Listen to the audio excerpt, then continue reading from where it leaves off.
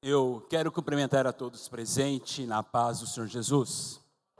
Por favor, queria que você abrisse a sua Bíblia em Lucas, no capítulo 5. Vamos ler do versículo 1 ao versículo 3. Lucas, capítulo 5, do versículo 1 ao versículo de número 3. Obrigado pela água aqui, meu querido. Diz assim: aconteceu que, apertando a multidão para ouvir a palavra de Deus, estava ele junto ao lago de Genezaré.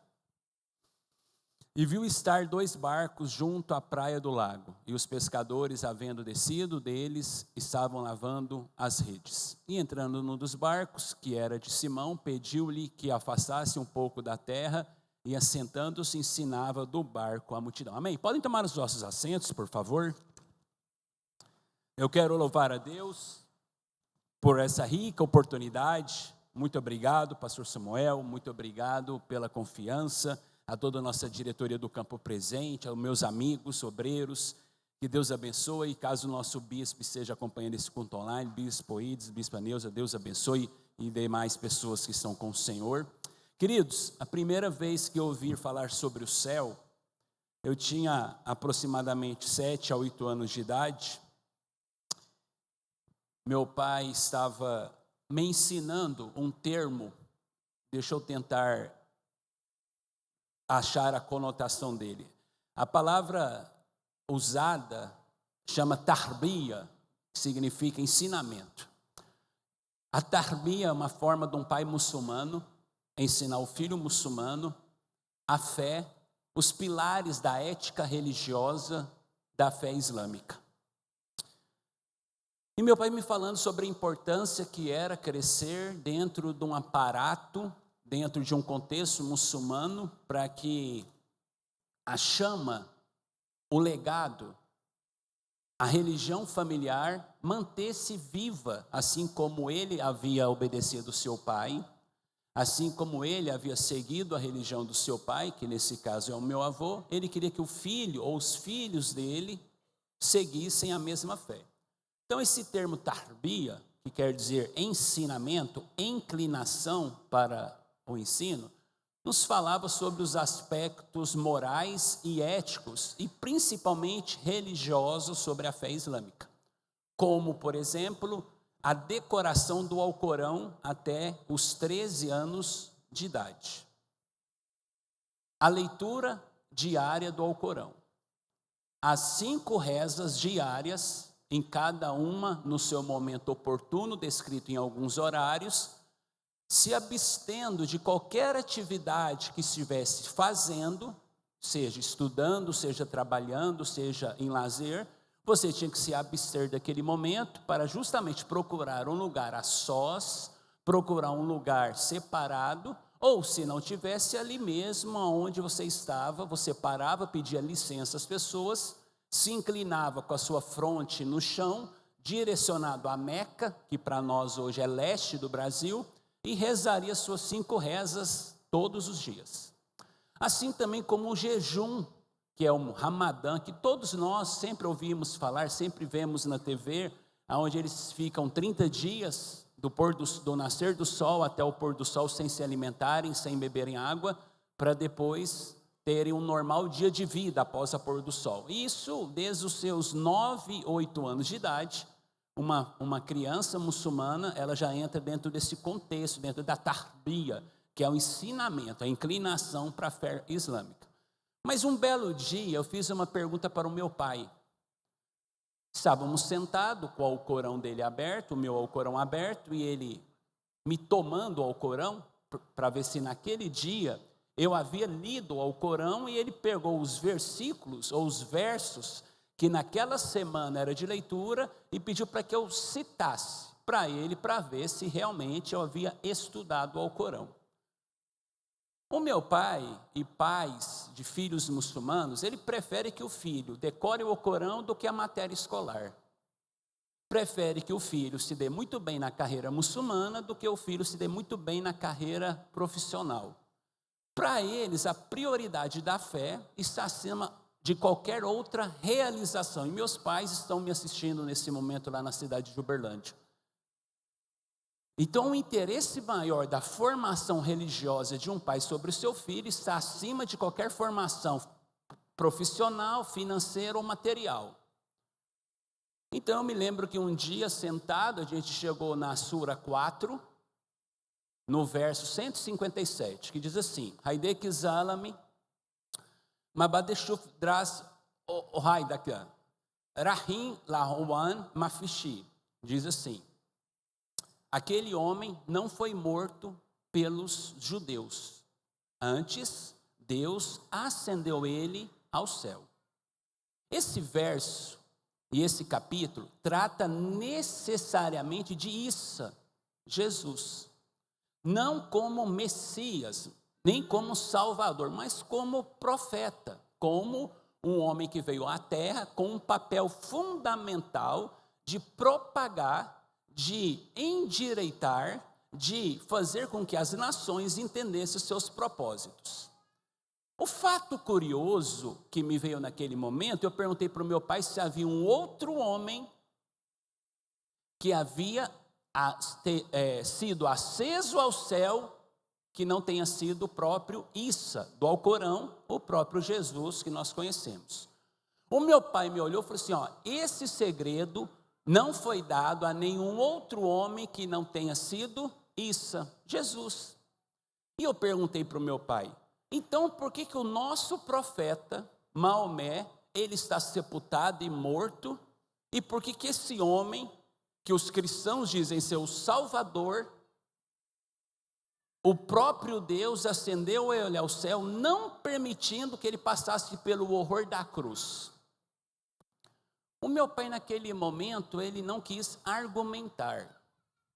Ele disse para mim que numa outra oportunidade ele me explicaria esse processo, mas eu fiquei insistindo, falei: pai, até hoje o senhor não me falou por que no Alcorão diz que o profeta Jesus não experimentou a morte, e por que o profeta Muhammad, que é o nosso precursor, que é o nosso orientador, está sepultado. O meu pai disse para mim que essa pergunta ele não poderia me responder. Aquela dúvida pairou no meu coração durante anos. Por que agora eu seguiria um profeta morto e não um profeta que o cristianismo conta a mesma história que está no Alcorão, mas dando a ele a sua identidade de filho, de Salvador e de Messias? Por que o Alcorão nega essas três informações, sendo que dentro do contexto histórico é inquestionável? Estou falando isso para vocês nessa noite, porque nós estamos vendo o Oriente Médio sendo massacrado, ferido, retalhado, machucado. Nós temos visto duas nações abraâmicas duelarem sobre um direito que cada um deles acha que tem. Se você entrar dentro hoje da Palestina ou do Líbano, conversar com qualquer um daqueles homens do Hamas, o Hezbollah, e seja quem ele for, e perguntar se a guerra duraria até o fim da vida deles, ou se os judeus se convertessem ao islamismo, se a guerra continuaria. E a resposta deles é muito clara: a guerra pararia se eles se converterem ao islamismo. Eles não seriam mais expulsos de suas terras. Hoje nós vemos o conflito de duas nações que amanhã, quando elas se unirem e se tornarem uma só nação, como está descrito na palavra de Deus, em Isaías 60, em outros livros, que fala sobre a vinda e a volta de Jesus, a partir do momento que esses dois povos se unirem, se tornarem irmãos de sangue, não só vizinhos, mas passarem a terem convivência, talvez não, eu quero afirmar, esse seja o maior sinal da volta de Cristo. Nós temos visto o início das dores, nós temos visto o mundo sinalizar para aquilo que tem acontecido. Mas a Bíblia é muito categórica e Deus defende muito categoricamente esses dois povos, as nações que surgem de Isaac e as nações que surgem de Ismael.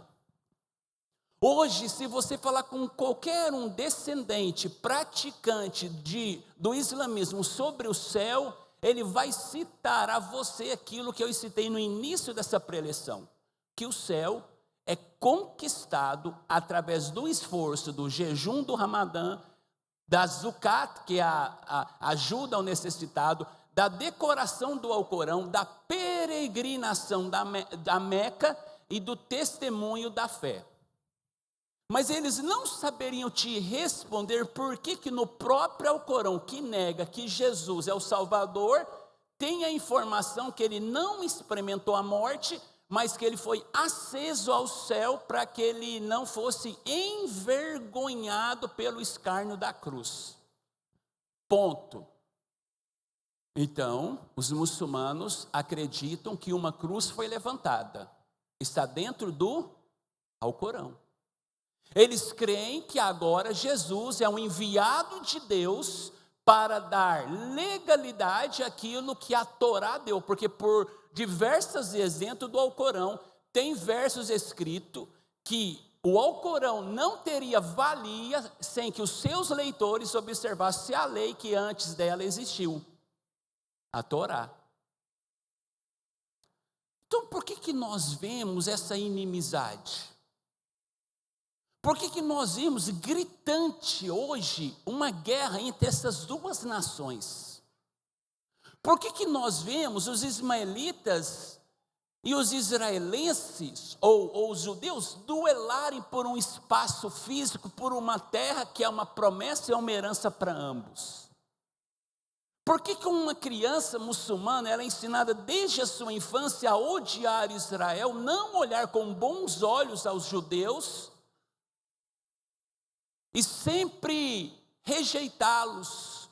Por que uma criança, um adolescente muçulmano, ele não é inserido e não é matriculado em uma escola onde a matéria do ensino religioso está presente?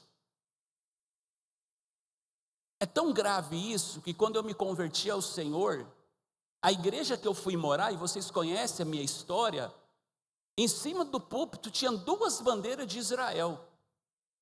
Eu tive dificuldade em aceitar aquilo. Por mais que tinha uma semana que eu tinha tido uma experiência com Cristo, mas aquilo dentro de mim condoía por todos os ensinamentos e o legado que o meu pai construiu até aquela idade sobre a minha vida. Então entrar numa igreja e ver a bandeira de Israel era dificultoso, despertava o velho homem para odiar a nação ao qual Deus pediu para que nós amássemos. Fez com que os meus olhos fossem quebrados, todo orgulho e toda soberba inimiga que eu tinha contra essa nação. Apesar de eu não ter a culpa de ter sido ensinado aquilo, apesar de eu não ser responsável pela minha alma e pela minha mente não ter amizade com aquele povo, a ponto, em conversa com o bispo Ides, alguns anos atrás, não há por que esconder isso, eu e meus primos, em São Paulo, a gente parava na porta de sinagoga para desprezar, menosprezar e até mesmo atacar fisicamente judeus. Que trabalho é esse? Que a tarbia, mas que mentalização, que catequismo é esse? A ponto de se tornar tão poderoso na mente de uma criança, de um jovem, todo o seu ódio, toda a sua inimizade com uma nação. Quando se olha hoje para Israel, e eu ouvi isso de manhã, Israel não está perdoando, não, eles estão se defendendo. Defendendo de um ataque covarde, de um ataque que não tem explicação, simplesmente por causa do ódio e da inimizade e do ciúme entre 2 povos. Nos meus primeiros meses de conversão, foi difícil eu aceitar, vamos orar por Israel, e dentro de mim, e por que não orar por todas as nações? Oremos pelos muros de Jerusalém. Falei assim, por que a igreja não ora pelos muros da minha casa, que foi danificada e a minha irmã foi morta na guerra? Entende como ainda assim, no meu ato de regeneração, ainda tinha uma muralha construída dentro da minha mente que tinha que ser derrubada, derribada, para que o cristianismo limpo, o cristianismo cristalino fosse erguido, sem nenhuma rusga, a ponto de eu poder futuramente, e isso aconteceu, abraçar um descendente de judeu, abraçar um descendente de israelense e falar para ele que eu o amava do fundo do meu coração. Consegue entender essa sistemática de Deus? Que é um processo de regeneração em alguém que precisa ser respeitado. Há alguém que demora mais a regenerar, há outro alguém que a regeneração dele é mais rápida. Mas o bom é que Deus não desiste de nenhum dos dois. A minha mãe me revelou, pastor, e a palavra? Eu já estou iniciando a palavra. A minha mãe me revelou que quando ela estava gestante, teve complicação na gestação. Ela já havia perdido um filho antes dele nascer. E quando o Khaled nasceu, houve um problema, porque teve uma hemorragia interna com ele dentro da minha mãe. E o médico procurou meu pai e falou que não tinha boas notícias sobre o parto da minha mãe. A minha mãe, ela disse que lá no centro cirúrgico, lá dentro do hospital, ela disse a Deus, ela encontrou força para dizer, disse, Diala, se fica maak, meshu, Khalil Khalid Jerijmaak, badeno a raidazan mital, ele bade talinte. Ele disse, Senhor, se há um Deus nesse céu que os meus olhos viu, permita que o meu filho viva, mas não que ele morra. Mas quando ele estiver vivo, eu lhe prometo que num momento eu darei ele para o Senhor, para que ele não seja mais meu, mas não deixe ele morrer. Escute isso, eu estou falando de uma mulher muçulmana num leito de um hospital, orando por um filho muçulmano que estava morrendo. É porque tem hora que a gente acha que Deus é brasileiro, nasceu em Belém do Pará, fala brasileiro e não conversa com outras nações. Tem hora que a gente acha que Deus cercou o muro de Jerusalém, colocou todos os judeus lá, que os árabes, os africanos, os indianos procurem outro Deus. Mas nos esquecemos de uma supremacia chamada graça. Nos esquecemos de uma bondade chamada misericórdia. E nós não podemos nos esquecer disso.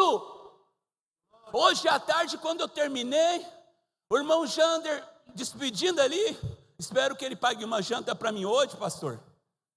Ele falou assim, Khaled, você vai pregar hoje à noite? Eu falei assim, só Deus sabe, não foi, Jander? E eu falei, Deus, eu vou pregar hoje à noite. E lá naquele apartamento onde Deus me confiou morar, eu fiquei 3 horas em lágrimas, me lembrando de onde Deus me tirou, me lembrando quem a minha família era alguns anos atrás, me lembrando do país, do lugar que nós fomos tirados para vir para o Brasil e morar nessa nação. Eu me lembro perfeitamente do dia que o Senhor se revelou a mim, através de uma evangelização de uma mulher que não teve receio e nem medo. Nesse quadro nós encontramos aqui, pessoas ouvindo que apertava Jesus para ouvir a tua palavra. O texto diz, e as pessoas à beira do lago ou do rio Genezaré o apertava. Sabe quando termina a nossa Santa Ceia? E a gente tem que sair moderadamente, mas a gente não entende essa palavra moderado, na hora que tem que ir embora? Todo mundo aperta ali na porta, se viu um de lá para cá, atrapalha todo o comboio que está indo daqui para lá, aí nós leva a pessoa para lá e daquele jeito. Aquela pessoa que vem contra a multidão é Jesus, e a multidão ela levando ele, apertando, não é que aí atrás de você ouvir a palavra. Principalmente quando tem janta, né? Aí que nós saímos acelerado. Aí quando nós saímos lá, chega lá depois da bênção apostólica do bispo, tem mais gente lá do que dentro da igreja, sai antes do culto acabar. Quis aproveitar o lugar. Nada contra, tem uns que têm mais fome que outros. A Bíblia fala, comer em casa. Mas a gente nem lembra disso. A gente lembra só da ceia aqui, da Seledir. 3 anos sem comer a comida da Seledir. Irmão, isso é forte demais, não dou conta não. Falei para a irmã Seledir, vou convidar a senhora para fazer uma comida aqui para o pastor Samuel, para Elisão, para o Daniel, porque estou com saudade da comida. Gente, 3 anos. Você consegue compreender essa palavra? Escute isso. Eu comecei, mas já vou terminá-la. A multidão apertava Jesus para o ouvir. No mesmo lugar, eu ministrei parte dessa mensagem para a minha equipe quarta-feira, na tarde da bênção. Como tem sido trabalhar na tarde, tem sido bom trabalhar na tarde da bênção. Como tem sido gratificante ver o que nós temos visto na tarde da bênção. Do outro lado, alguns homens que tinham tido uma noite frustrada de pescaria. De um lado, uma multidão que afluía, apertava, aglomerava para ouvir palavras de vida eterna. Do outro, homens onde as suas redes e as suas almas estavam vazias. Do lado de lá, aquela multidão estava tendo a sua alma preenchida. Do outro lado, no mesmo cenário, a alguns 50 metros de diferença de um para o outro, Pedro, Tiago e João calculando o prejuízo. Enquanto a multidão que ouvia Jesus estava calculando o lucro. De um lado, palavra eterna. De outro lado, frustração terrena. De um lado, homens felizes, porque nenhum outro havia passado e falado com tanta autoridade e com tanto amor como aquele homem ensinava eles ao lado, ou melhor, à beira do rio Genezaré. Do outro lado, eles olhando o barco e vendo que os barcos estavam sujos pela noite inteira, que tentaram lançar as suas redes e não pescaram nada. A vida é assim. Tentativas e tentativas frustradas de alcançar algo. Tentativas e tentativas de redes vazias pela busca material das coisas dessa terra. Tentativas e tentativas onde não se obtém resultado por cursos, concursos, estudos que foram prestados. O empreendedorismo não deu certo. A família não está dando certo. Por mais que eu faça o certo, aqueles homens não eram como o Cálice, que não sabe para que lado lançar a rede, que não sabe como içar a isca na vara, e como lançar, e nem sei como que o peixe está puxando para que eu possa pescá-lo. Quantas vezes, à beira do rio com amigos, levaram a minha isca? Por não ter habilidade. Mas aqueles homens, eles não eram amadores como eu. Eram profissionais. Doutor Wilson, porque sabia aonde jogar, aonde dava o peixe e a hora certa. Mas nem sempre a minha capacidade vai me dar um milagre que eu preciso. Nem sempre a minha capacidade vai fazer ter o que eu preciso. Nem sempre a minha força vai me dar o que eu necessito. Consegue entender? De um lado, pescadores frustrados. De outro lado, uma multidão que ouvia, aguçado a palavra de Deus. A primeira vez que aquela mulher, a dona Almerinda, 1,52 m, aquela maranhense, começou a pregar o meu coração, eu estava como aquela multidão, que não queria sair de perto, que não queria sair dali, que queria ouvir, que demorasse dias, que demorasse horas, mas tudo que ela pregava por esse evangelho, era o que essa alma vazia carecia. Toda palavra que ela falava era o que a minha alma necessitava. Quando eu fazia o jejum do Ramadã, mal esperava dar o pôr do sol, eu já queria comer. Estava faminto. Mas quando eu ouvi a palavra, nem fome me dava. Eu queria a palavra. Uma forma tentando preencher um vazio terreno com uma coisa passageira que não preenchia o islamismo. Quantas vezes sentado na cama, eu lia 3, 4 capítulos do Alcorão e já queria fechar porque eu não conseguia mais lê-lo, porque não preenchia. Mas quantas madrugadas, de joelho dobrado, com a Bíblia aberta, eu mal olhava para o relógio e mal via a madrugada passar. Porque a minha alma faminta, a minha alma sedenta, a minha alma querendo provar dessas águas purificadoras. Mas notem isso, enquanto os pescadores estavam lavando a rede, Jesus não os interrompeu. Escute isso. Enquanto os homens lavavam a rede, Jesus não os interrompeu, porque lavar a rede cabe a nós. Porque todas as vezes que você não lava uma rede, todas as vezes que você permite que uma rede fique suja, ela acumula micróbios, bactérias e fungos.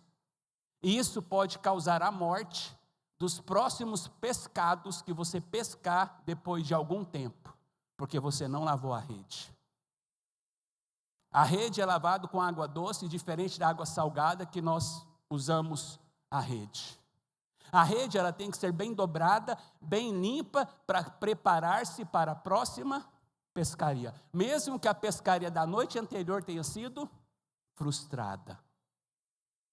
Quantas vezes eu chegava para o meu pai e dizia: quem é Jesus? E meu pai dizia para mim: Khalid, escuta. Ele dizia para mim: meu filho, para que você quer saber sobre Jesus?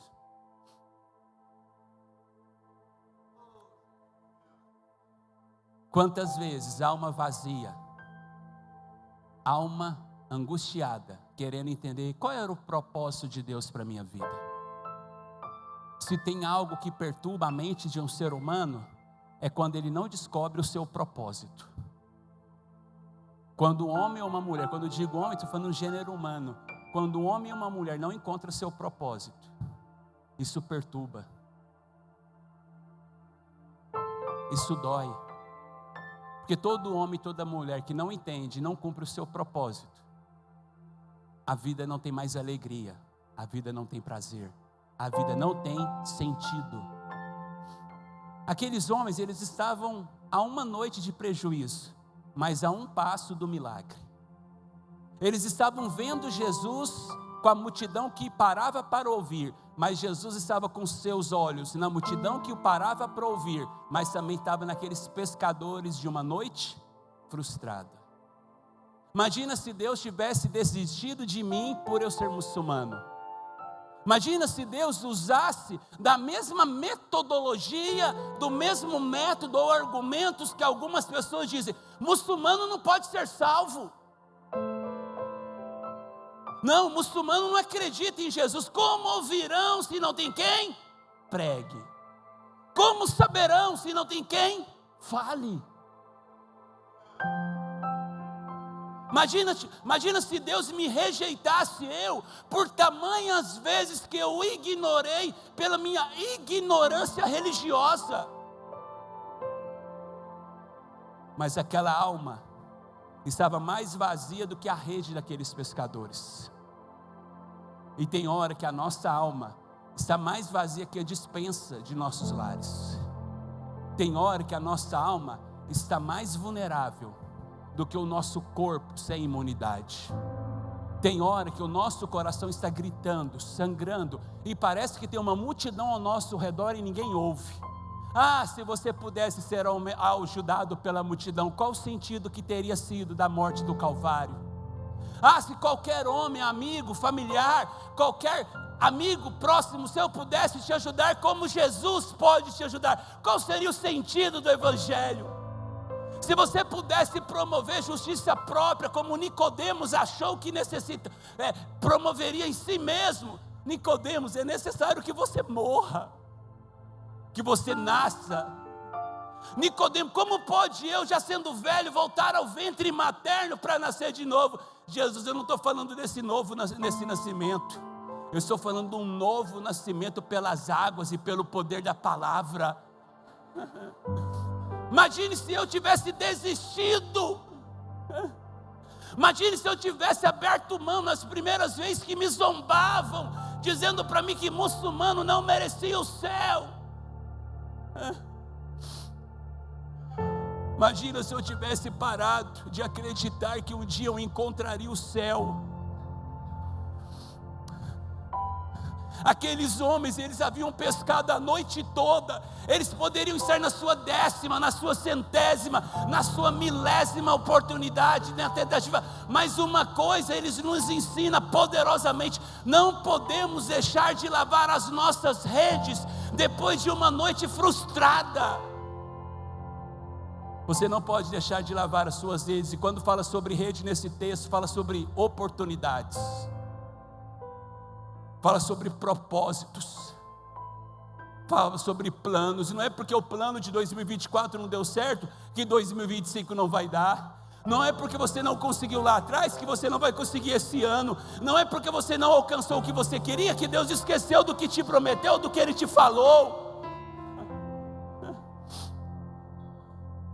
Eu me lembro que um dia, sentado na mesa da casa dos meus pais, agora já cristãos, a minha mãe pegou a Bíblia, abriu a Bíblia e falou para mim: hoje eu te entrego ao Senhor, porque há 20 anos atrás, quando você estava diagnosticado morto dentro de mim, eu disse para Deus: se o Senhor me der ele de volta, eu te darei ele um tempo, ele será teu, eu não vou querer ele mais em casa para que ele seja seu. Se há um Deus nesse céu que está me ouvindo, não permita que o meu filho morra. E naquele momento ela me abraçou, me deu um beijo. Eu falei assim: meu filho, vá e viva aquilo que Deus quer que você faça, cumpra o chamado que Deus quer que você cumpra, exerça o ministério que Deus quer que você exerça. Quantas vezes amanhecemos depois de tentativas, quantas vezes amanhecemos depois de noites turbulentas e perguntamos: Deus, e agora? Existe um Messias que estava na beira do rio Genezaré, que olhou para Pedro, olhou para Tiago, olhou para João e falou assim: ó, lançai as vossas redes no lugar mais fundo. Pedro olhou para ele e disse: Senhor, nós estamos cansados, nós pescamos a noite inteira, mas por intermédio da sua palavra, eu lançarei a rede. E eu termino.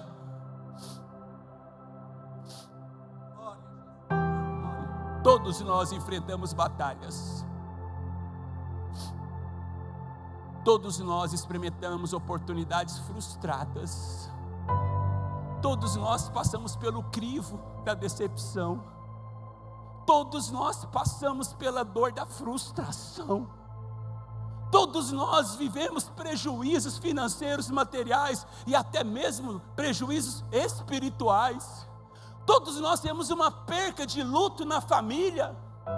Todos nós vemos um sonho sendo levado. Todos nós vivemos isso, passamos por isso. Nós não estamos inertes a isso, nós estamos sujeitos a isso.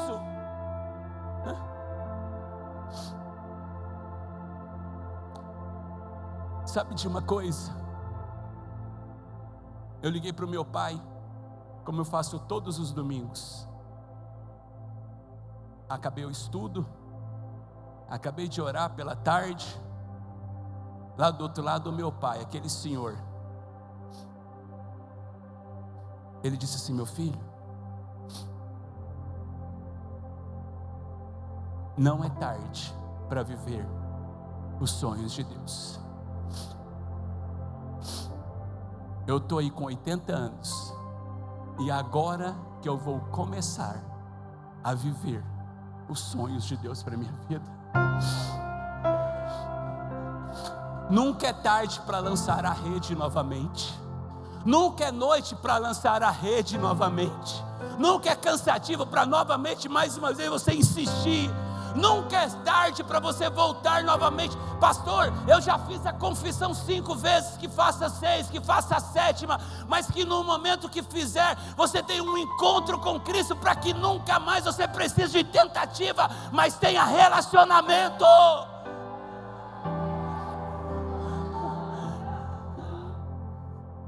Imagina se Deus tivesse virado as costas para minha mãe e para minha família, dizendo: para que eu vou te ouvir? Para que eu vou deixar seu filho ter vida se você é muçulmano? Imagina se o Deus julgasse como o homem julga.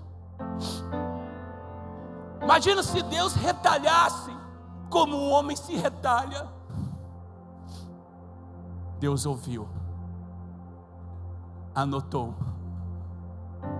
Na hora que chegou o tempo daquilo que a mamãe tinha falado, ele pegou uma maranhense, trouxe lá de Açailândia, levou lá para Uberlândia, pregou a palavra para uma mulher muçulmana. Aquela mulher muçulmana, de bom grado, recebeu a palavra.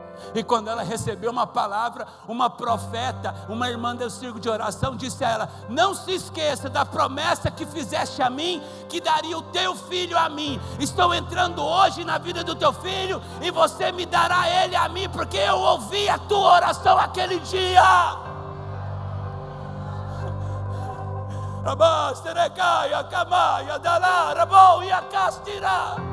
Deus ouve a batida do teu coração, o clamor da tua alma e a angústia da tua vida.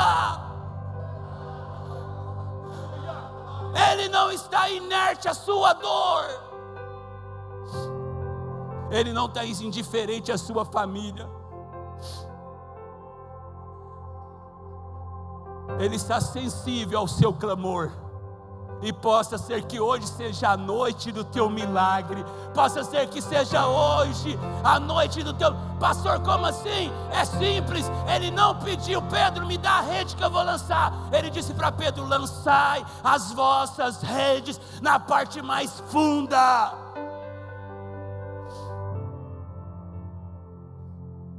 Que alegria eu tenho de todos os dias acordar e dizer: eu sou filho. Eu não sou mais escravo do medo. Eu não sou mais escravo do medo. Eu não sou mais escravo do pecado. Eu não sou mais escravo da angústia. Ele me libertou. Conhecereis a verdade, e a verdade te libertará. A verdade libertou.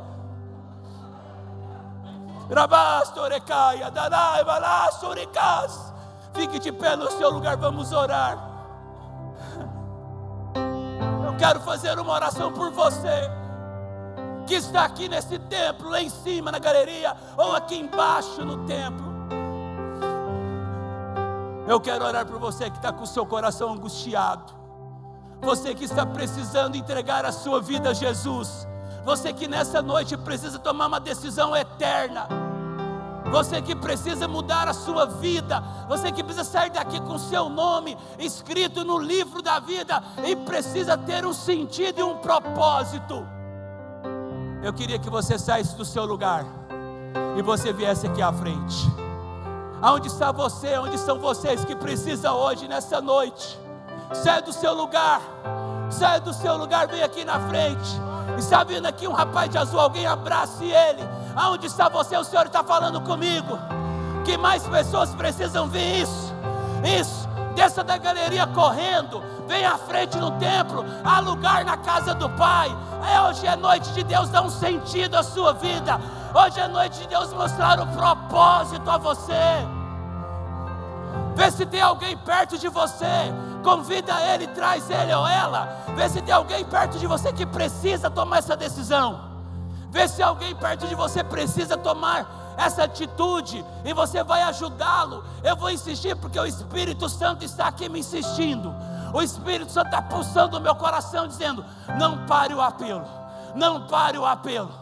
Você não entrou por engano nessa noite. Você não entrou no lugar errado. Você entrou no lugar certo, na hora certa, no momento certo. É noite de Deus restaurar. É noite de Deus te dar um propósito na sua vida hoje.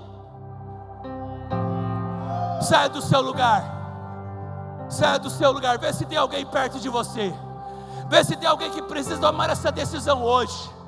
Fale com ela, olhe ela, incentive ela a vir. Incentive ela a vir com você, para que nós possamos orar. Isso. As lágrimas derramam na alma desse homem.